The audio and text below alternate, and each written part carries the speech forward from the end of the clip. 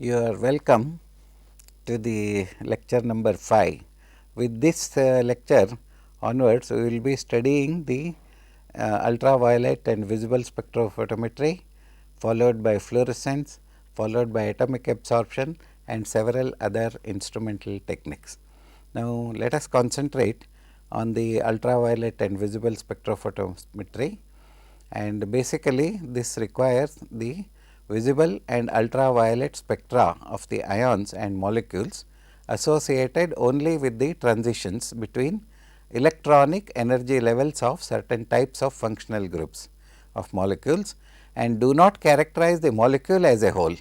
That means, the information about the molecule what you get is only basically a small part of the about the molecule. You cannot characterize the molecule as a whole. It gives you a choices regarding the type of the molecule. So, the electronic transitions that are taking place in a molecule when it is exposed to ultraviolet and visible radiation gives rise to certain spectrum, and this spectrum can be interpreted in terms of different kinds of transitions that are taking place in the molecule. So, the energies involved in these transitions are in the range of 30 to several hundred kilocalories per mole. So, this is very important.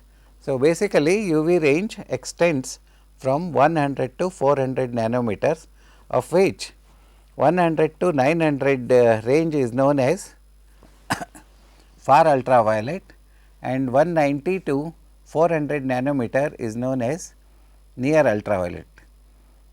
Visible range extends from 400 to 800 nanometers. Most of the commercial instruments cover 180 to 800 nanometers. Then there are certain instruments which refer to which are referred to as colorimeters. These refer to visible range, that is from 350 to 700 or 750 nanometers.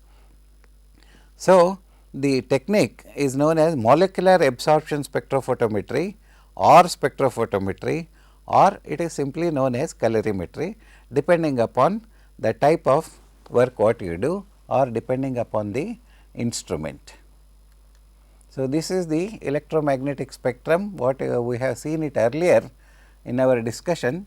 It starts from the other end, that is strongest rays, most energetic rays are gamma rays, and then they are followed by X rays, and then they are followed by ultraviolet rays and visible light, which is followed by near infrared and far infrared, followed by microwaves and followed by radio waves, and of course, subsequently we also have audio waves. Now, you can see that the frequency range is decreasing from top to the bottom, and wavelength keeps on increasing from top to the bottom. For example, gamma rays and cosmic rays, you can see that the maximum absorption, maximum wavelength is up to 1 angstroms. Here the interaction of the matter with the molecules of the matter in the sense gamma rays. These gamma rays react with the nuclear nucleus, generating nuclear reactions, and if you use X rays, the wavelength range changes from 1 angstrom to 10 angstrom units, and maybe sometimes up to 100, and these are can be further subdivided as soft X rays and hard X rays. So, in the X rays we have seen earlier, inner electrons from inner shells will be dislocated, and the X ray what you see in our hospitals etc., corresponds to soft X rays. And then comes the ultraviolet rays.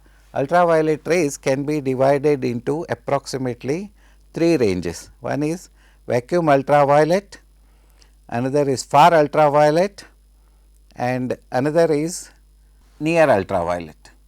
And vacuum ultraviolet rays are usually not easily accessible as a part of the electromagnetic radiation for studying the spectrophotometry or molecular changes, whereas near ultraviolet range is very suitable for the for detecting the changes at the molecular level, that is molecular excitation levels.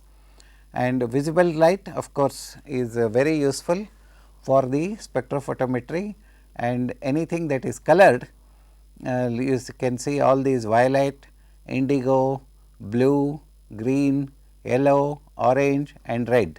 These are the ranges, different ranges of substances for which our human eye is susceptible. It can recognize these colors, and any substance containing having one of these colors can be followed by visible light radiation. And then near infrared is immediately follows the visible range. Sometimes this area is also incorporated in some of the modern spectrophotometric instruments, and far infrared of course and infrared, near infrared the ranges, they are all correspond to the infrared spectroscopy, that we will be studying it later. And now let us look at what is this range. You can see from the previous spectrum that visible light represents only a small part of the electromagnetic spectrum. The following table shows the transmitted colors and complementary hues. Actually what happens is, when you have a substance which is colored and you pass radiation through that, it absorbs part of the radiation and emits what is not absorbed. So, what you see here is what is transmitted or what is complementary hue it is. So, if you take a look at the wavelength on the left column, you can see that it starts from 380 to 780 nanometers. Now, these represent, these ranges of wavelengths represent all the colors that human eye is sensitive to. Less than 380 human eye is not sensitive. So, you would be seeing, you would be only feeling the ultraviolet rays, especially people in the morning go into the sun to get ultraviolet radiation, that is vitamin D. You are all quite familiar with that. And then between 380 to 435 nanometers, we have what is transmitted is violet, and the complementary hue is yellowish green. And then this merges into blue color between 435 and 480. That means only blue color is transmitted and yellow color is absorbed. And 480 to 490 nanometers, then comes greenish blue, followed by 490 to 500 comes bluish green, and then 500 to 560 is green, whereas what you will be perceiving that color is purple. So, subsequently you will see down the wavelength range, you can see 560 to 580 you will be seeing a violet color, and then 580 to 595 is appears to you as blue, and then if the substance is greenish blue in color, you would see that it is absorbing between 590 to 625 range, and if it is bluish green 625 to 780, and above 780 the material will look red. You can see that there are no sharp differences in the color corresponding to specific wavelengths, but they merge into one another in a diffused manner like a rainbow. And this is very important for us, because the absorption spectrum, when we plot, it gives you something like a diffused broad peak.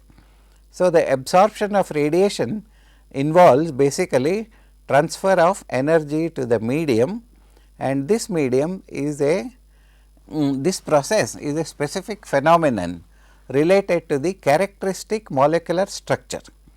So, for a given excitation process, a molecule absorbs a discrete quantity of energy corresponding to only one frequency, which should give rise to one absorption line. However, since a group of same molecules exist in number of vibrational and rotational energy levels, what you would see is the a broad spectrum corresponding to different energy levels in which the electrons are populating. So, but you can see that here the what we are talking is about the molecular structure, and the changes that take place are in the electronic level. So, you can see that the molecules must also have some sort of electronic waves, that is electronic energy levels corresponding to different absorption spectrum. For example, monoatomic substances normally exist only in gaseous state and absorb radiation only through an increase in the electronic energy. That means, a substance which is in vapor state does not have vibrational and rotational energy levels. That means, the electrons can go from ground state to higher electronic excited state. Now, for polyatomic molecules, electronic transitions generally involve molecular orbitals only, requiring energy in the ultraviolet region. So, if there are number of atoms in a molecule, the energy required to excite a molecular electron to next higher energy level, that is electronic level, is in the ultraviolet region. So, these transitions are much more complex, involving vibrational and rotational energy levels. So, if you take a spectrum of a substance in vapor, you would see very sharp peaks, but if you take it in a solvent, you will not see such sharp peaks, you will see a broader peaks. So, for a given system, the total energy is the sum of all electronic, vibrational and rotational energy levels, which we represent as E total is equal to E electronic, E vibrational plus E rotational. Of course, there could be some amount of reflection taking place, but that we neglect for a time being, because with the use of proper equipments it is possible to reduce the reflection losses. So, now what we are looking at, just like the atoms, the electrons in the molecules can also get excited by absorption of quantized energy in the ultraviolet region. Atoms get excited, molecules get excited, but in the molecules electrons get excited. Molecular electronic energies are represented by a Morse potential well function, in which the potential energy of each electronic state is plotted as a function of internuclear distance. That is, you plot internuclear distance versus potential energy. Typical potential energy curves for oxygen molecules I am showing you in the next slide. That is something like this. This is internuclear distance when the atoms of the oxygen molecule are far away, the energy is less, and as you bring them nearer, some sort of a chemical bonding takes place in between the two atoms. So, as the atoms come nearer and nearer, the energy of the system reduces and then comes down and then stabilizes at the bond level, and you try to bring the atom still nearer, then the repulsion processes will take precedence, and the electrons will repel, nucleus will repel, etc., with the result that the energy keeps on increasing. So, that is what you are seeing here. As we bring the atoms nearer and nearer, the energy keeps on decreasing, and then it keeps on increasing as you bring the nucleus nearer and nearer. So, the optimum distance is obtained somewhere in this range, nanometers, and what you see here in this figure are the electronic excited states of the oxygen molecule. This is known as ground state, that is first one. Next one is higher excited state, and then you see the third excited state, fourth excited state and fifth excited state, etc. Even though I have drawn this figure only for oxygen, you can see that similar would be the situation whether you draw a hydrogen molecule or any other molecule or a polyatomic molecule also will essentially show you the same thing.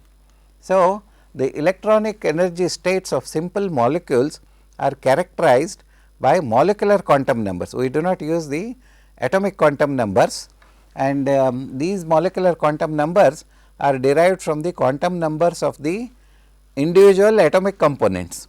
For example, orbital angular momentum quantum number can have values from 0, 1, 2, etc.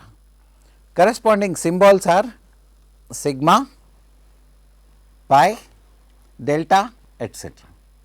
So, the multiplicity of a state is denoted by a superscript preceding this designation, as in the case of atoms. So, there is not much difference except that we call them sigma, pi and delta. Essentially, they represent the excitation energy levels of the substance. So, the spin quantum numbers of a molecule are also designated as S0, S1, S2, etc. So, when the electrons are paired in a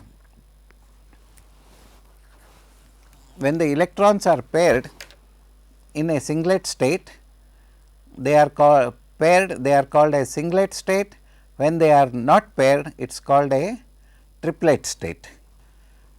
So, when they are this is a very important concept, because most of the time excitation takes place when the from the ground state in which the electrons are paired, and when they go to the higher energy state, quite often the electrons come off unpaired, and that is called as a triplet state.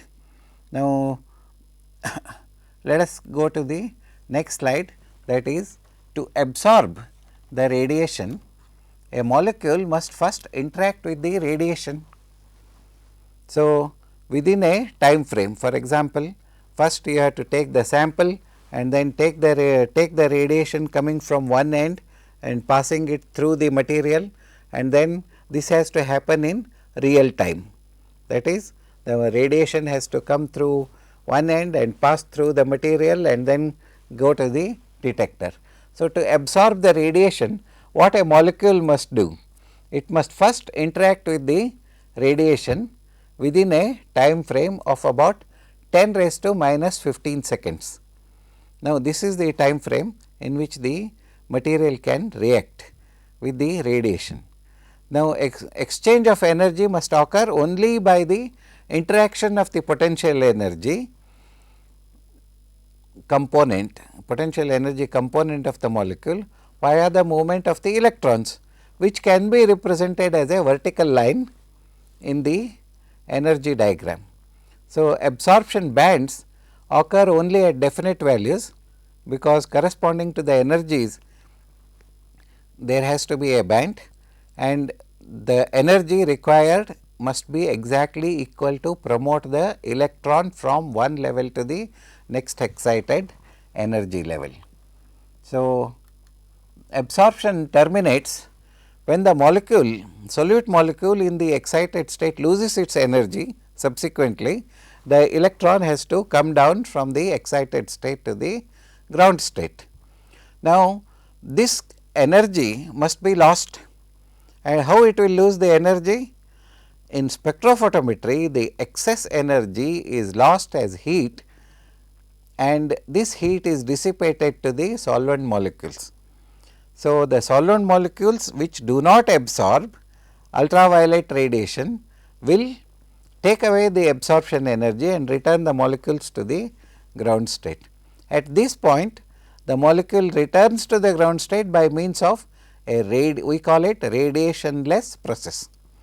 So, the excess energy is transferred to other molecules through collisions basically, and or by partitioning the excess energy to other vibrational and rotational energies changes also may take place, and there also it is possible to lose its extra energy. So, both these relaxation processes are accomplished by the loss of thermal energy. Basically, that is how the energy is lost. And so, let us look at what is molecular orbital theory. When two atoms react to form a compound, electrons from both atoms must come together, forming a bond and occupy a new molecular orbital, where bonding electrons are associated with the molecule as a whole. This is called as bonding orbital, because both the electrons in the bond belong to both the atoms, and this represents the lowest energy level, as we have seen earlier. Now, simultaneously, when a bonding orbital is formed, there will be another orbital at higher excited state, which may be empty, but it forms all the same. So, a corresponding anti-bonding orbital is also formed whenever there is a bonding orbital formation. It may be having electrons, it may not be having electrons, but in the unexcited state, basically they do not have the electrons, or in the ground state the excited orbitals are vacant. Thus, a covalent bond may be formed by the combination of s orbitals or p orbitals.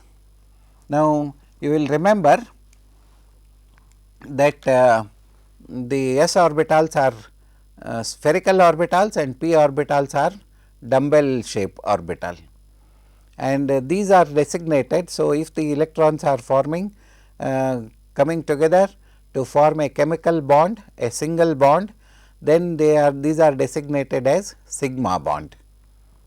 That is, a single bond is designated as sigma, and if they are there is a double bond, the second bond must correspond to pi orbitals, and these bonds are known as pi bonds.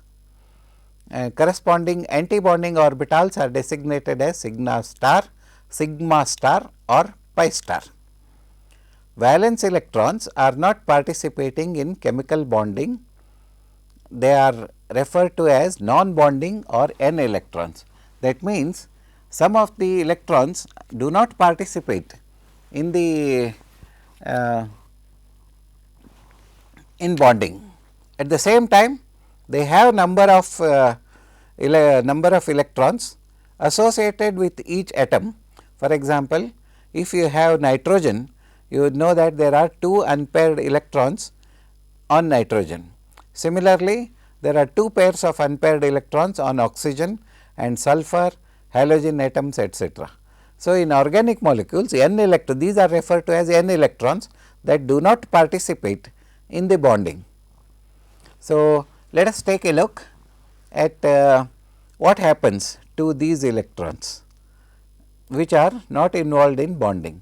Now, you can see here that I have shown you a sigma bond, and this is a sigma bond, and this is a sigma star, that is excited. You can see that the space region in between is empty here, whereas here the electrons are concentrated in a in this shape, and they could also be downstairs, and then pi orbital would also be like this, and then pi star orbitals would be like this. And these are the typical shapes. They are not the actual representations, mind you, but only an approximate pictorial representation of the distribution of the electrons around the nucleus. So, you can see that the bonding orbitals and anti-bonding orbitals keep on varying depending upon their energy. Now, we have a sigma bond, and above that we have a pi bond. That means, the ground state of pi bond is at a higher energy level than the sigma bond by this much amount.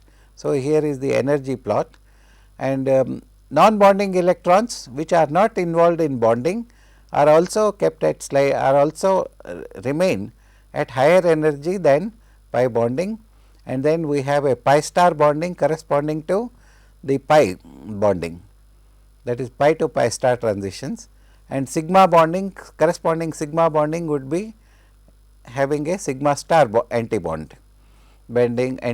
orbital.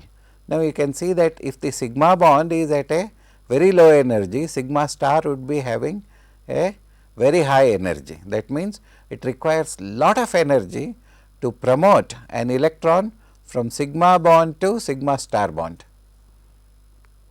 And sometimes what happens is, it is possible to promote a sigma bond to pi star, provided there is a double bond. So, it is possible to promote non-bonding electrons also to pi star or sigma star, and these are the different combinations that are that can happen for an electron getting excited whenever there is ultraviolet radiation. Now, this I have simply put it like this: electronic transitions involved in the transition in ultraviolet and visible regions include basically sigma to sigma star, and n to sigma star, n to pi star, and pi to pi star.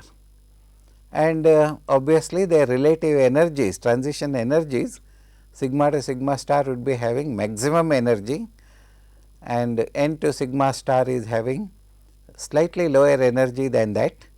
Pi to pi star transitions are having still lower energy, and n to pi star would be the easiest to excite the electrons, that is non-bonding electrons, to higher energy level, that is pi star.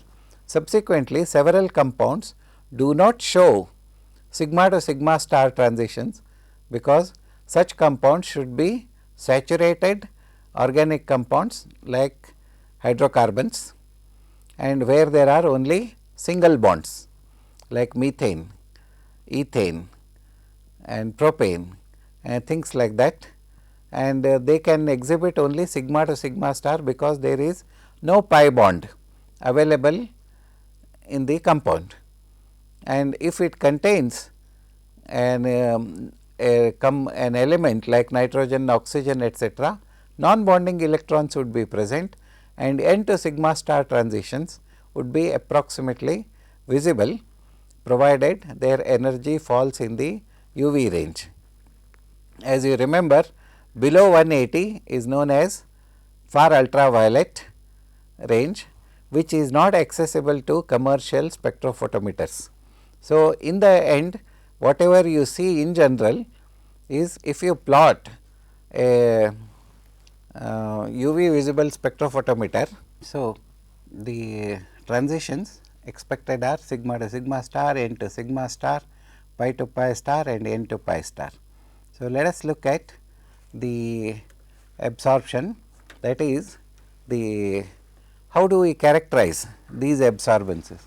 For example, the absorbance or the optical density of a molecule absorbing in ultraviolet or visible region depends on the molecular structure, and its concentration is given by Beer-Lambert's law, that is A is equal to log of I 0 by I up is equal to epsilon B and C, where I 0 and I are the intensities of the incident and transmitted radiation.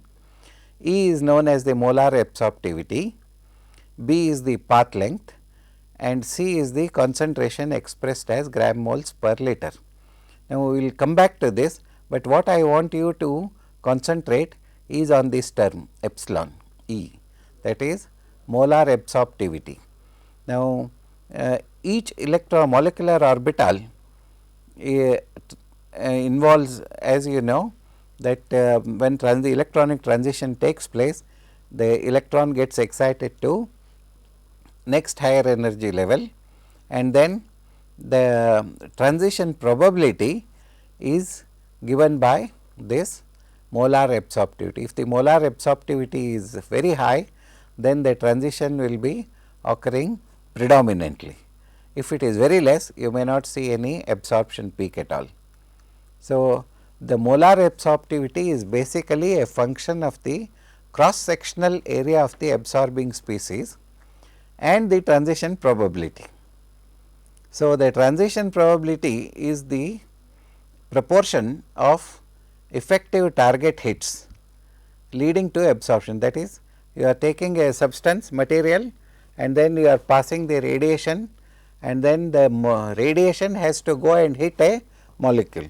The more number of molecules it hits, the more is the transition probability, and that transition probability can be written as minus delta P by P is equal to 1/3 C, that is concentration, N Avogadro's number, A is the molecular cross sectional area, and B is the path length, and 1000 comes from the conversion into moles per liter.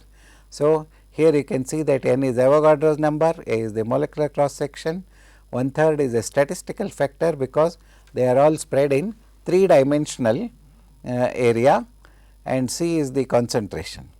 Now,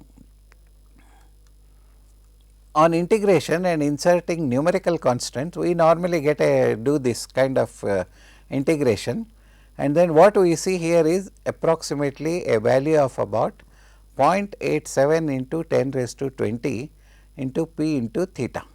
Since many organic molecules have a cross sectional area of about 10 angstroms, the highest value you will end up for epsilon is about 10 raised to 5.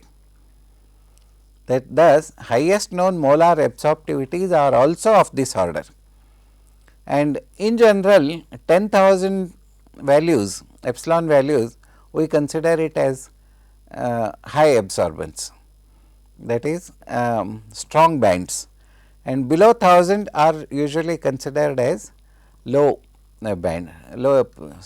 bands.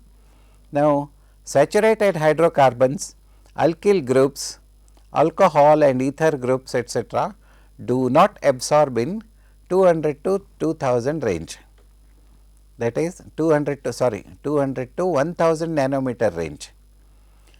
The general rule is, if all the valence bond electrons are involved in a single bond formation, only to sigma star transitions are expected, as I have told you earlier.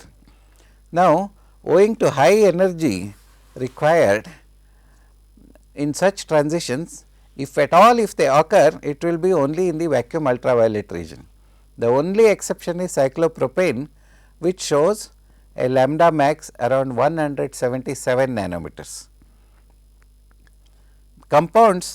Other compounds containing non-bonding electrons on oxygen, nitrogen, sulfur, halogens, etc., they also show N to sigma star transitions in the ultraviolet region.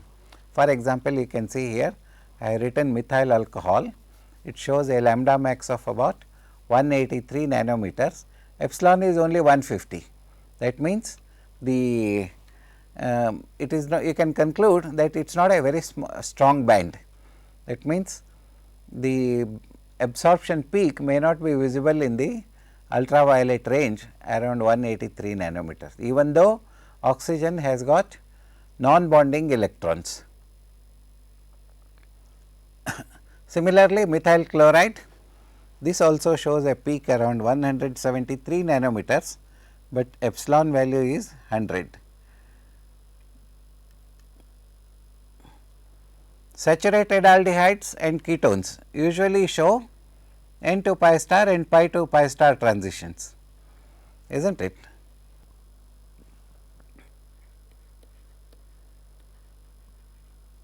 This is how we represent 2 electrons. Generally, nitrogen we represent as 2 non-bonding electrons, and so such compounds will show N to pi star transitions. Now, if a compound contains only the sigma bonds, for example, CH4, you draw it like this. There are 4 hydrogen atoms reacting with carbon, they form 4 single bonds, that is all are sigma. So, here you can expect only sigma to sigma star transitions. Suppose a compound is having a double bond, like in an ethylene group, there is one sigma bond,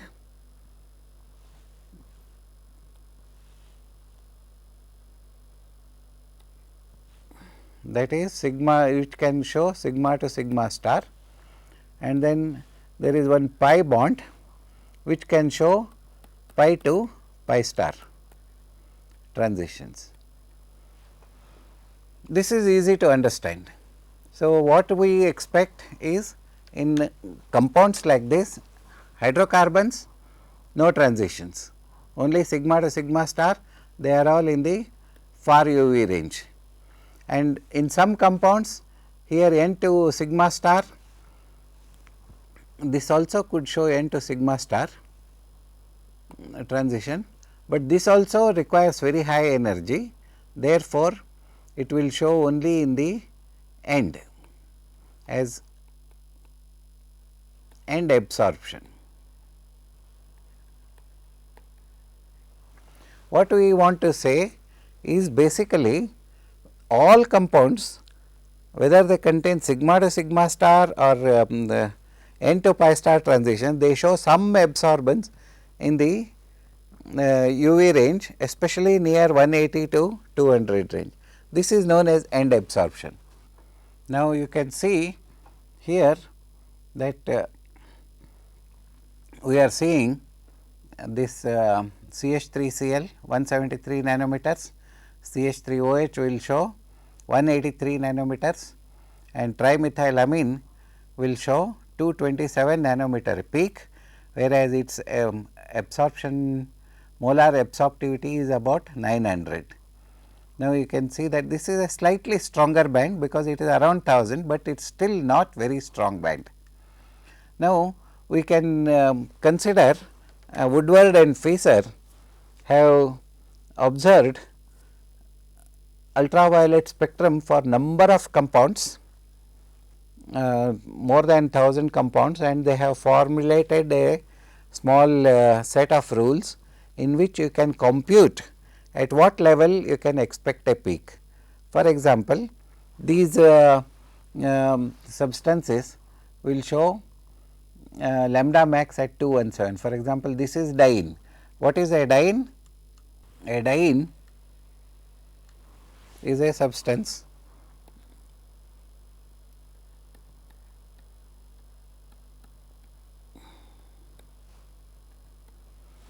here there is one double bond and another double bond separated by a single bond, and this is known as a diene.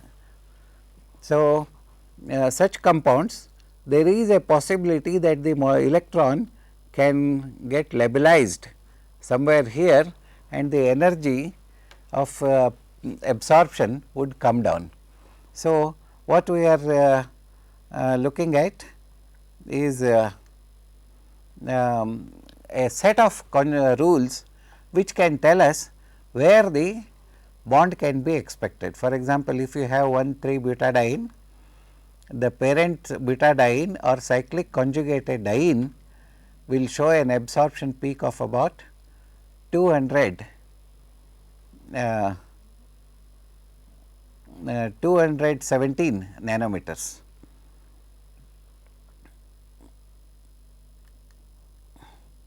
You can see that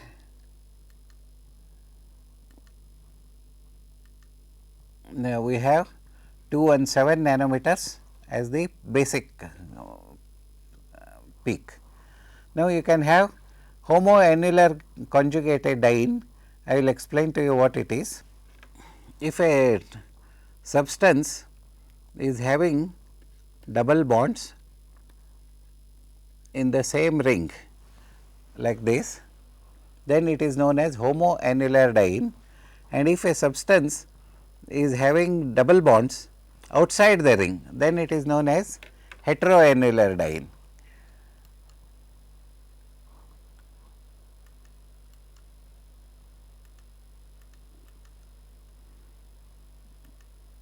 So, a parent homoannular diene or conjugated diene would show a peak at 253 nanometers.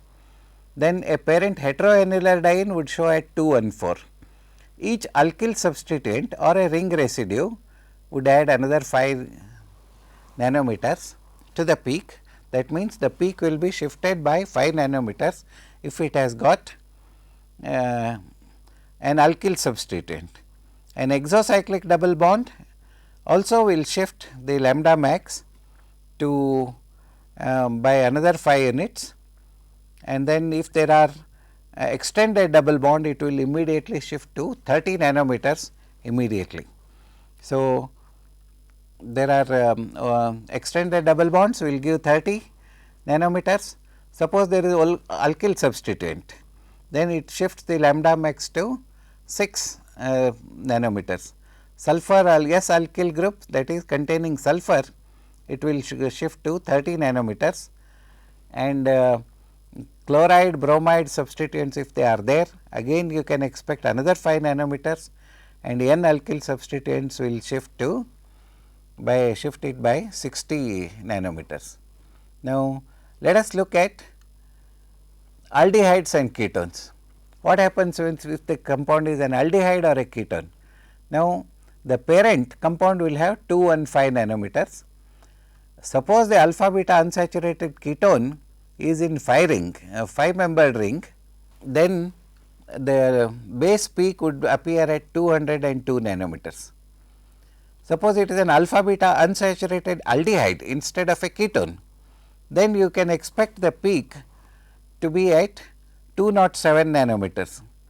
Then if it is a compound like this, substitution COX, and X is an alkyl group, base peak is at 215, and if X is OH, that is hydroxyl group, or OR, that is something like an ester group, then it is 193 nanometers. Exocyclic double bonds, as I mentioned earlier, that is double bonds conjugated, but not in the same ring, that will give you a peak 5 nanometers away from the expected value. And endocyclic double bond also will shift it to another 5 nanometers, whereas an extended double bond would shift it to 30 nanometers. Suppose an alkyl ring or ring residue at alpha position is there, then it shifts the lambda max by 10 nanometers. Suppose it is at beta, then it is 12. Suppose it is gamma or delta, then it is 18 nanometers. And then if it is homoclean, then it is homodiene, it is 39 nanometers. Now, these are different areas where you can expect. So, compounds containing only sigma and pi bonds show pi to pi star transitions, because as I have already told, it is the end absorption and another is n to pi star. Only 2 bonds we can expect. These are in dienes and polyenes. For example, butadiene, this I have shown here, and butadiene will show 217 nanometers, but epsilon is 21,000, that is, it means it is a very strong band. And suppose it is hexatriene, 1, 2, 3 double bonds, that is triene, and 1, 2, 3, 4, 5, 6 bonds are there, 6 carbon atoms, and it shows a lambda max at 256 as expected, because more number of double bonds, more would be the shift towards the longer range, and epsilon would be still higher, because the transition between the labelized electron among the pi orbitals would be higher in this case. So, the lambda epsilon also value also would be very high. Now, you can see that for ethylene, the lambda max is at 171 nanometers, whereas epsilon is of the order of about 15,530 nanometers. But it is the pure ethylene, that is vapor, it shows at suppose it is 1 octene, you would know that you would appreciate that 1 octene is whereas ethylene is a vapor, 1 octene is a liquid. So, 2 octane is another liquid.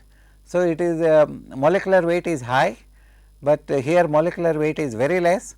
So, the lambda max would appear at 171. If the molecule is larger, it would shift to slightly longer wavelengths. Similarly, 2 octene, and the epsilon value also would shift to higher values, and I have listed some of the substances, vapors, etc., in which solvent the substance has been, the spectra has been taken. For example, for acetone you can see 166 and 16,000 in the vapor form. Whereas, if you take the same spectrum in hexane, you will see the peak at 189, almost 23 nanometer shifted, and the E value, that is epsilon, molar absorptivity, is also very less.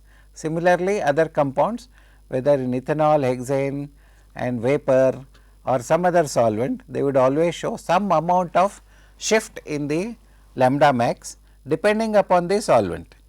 So, we can generalize our observations like this, that same compounds in vapor form, neat form or in different solvents show absorption maxima at different wavelengths.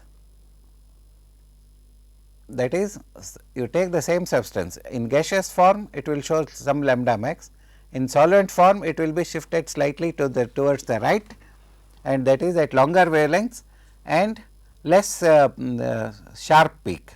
And if you take still thicker viscosity solvent, then again it will shift to still longer wavelengths, but the peaks will lose its all peaks will lose their sharpness.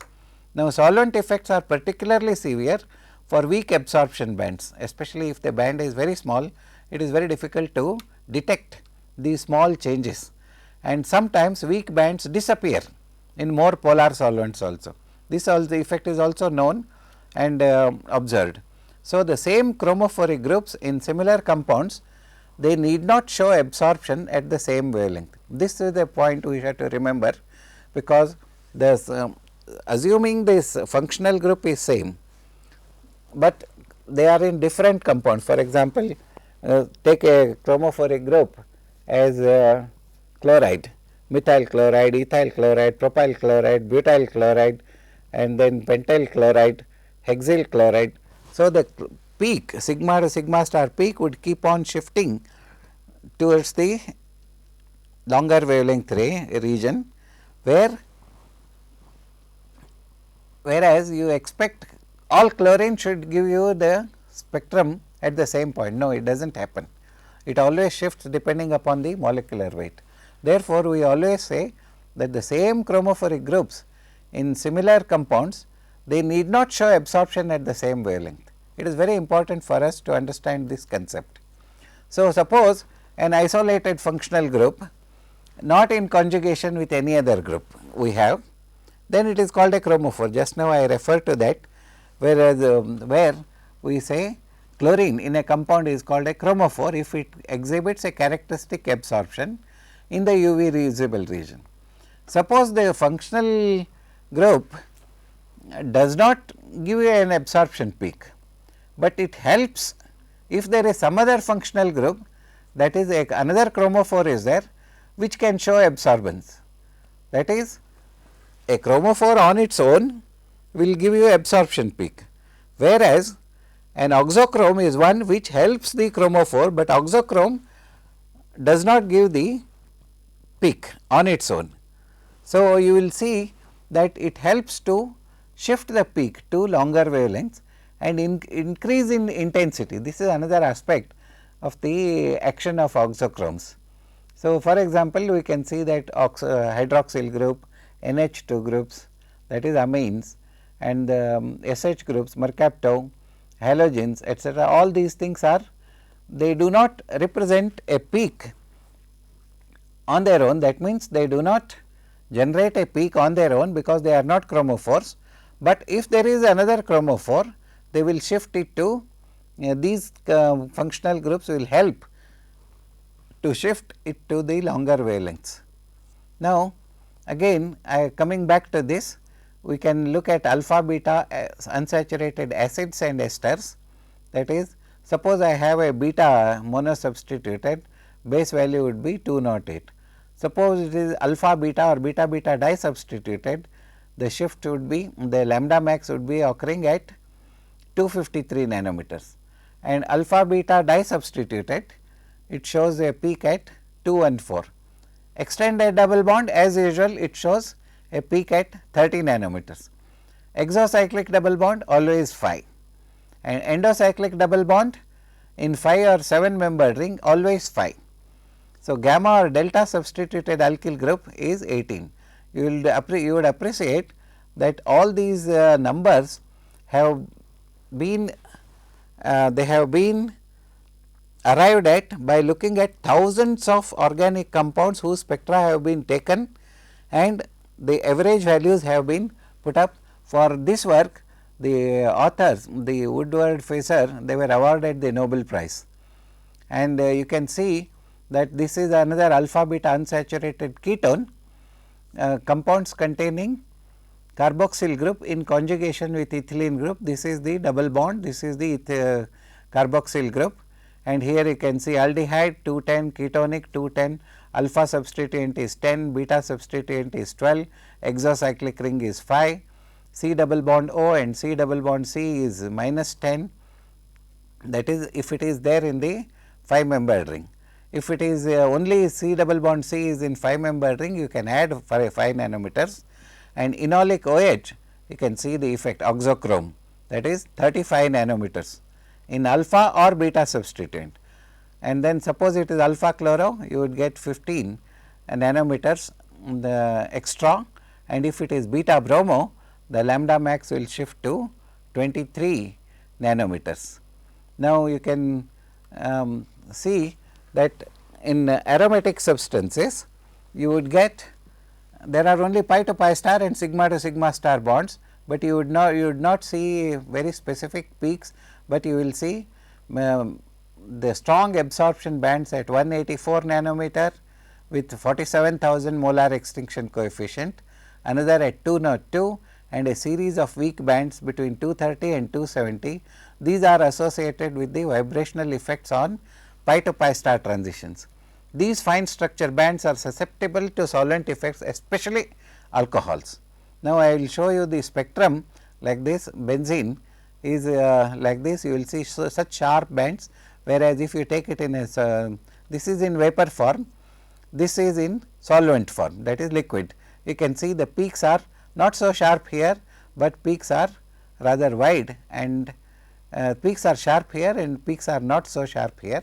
What we will do is we will take a look at other absorption spectrums in the next class, that is where we can really calculate the absorption peak, whether we expect where we can expect it, and we will compare them with the actual peak where it is obtained in comparison with the calculated value. It is very exciting, very interesting. We will meet again. Thank you very much.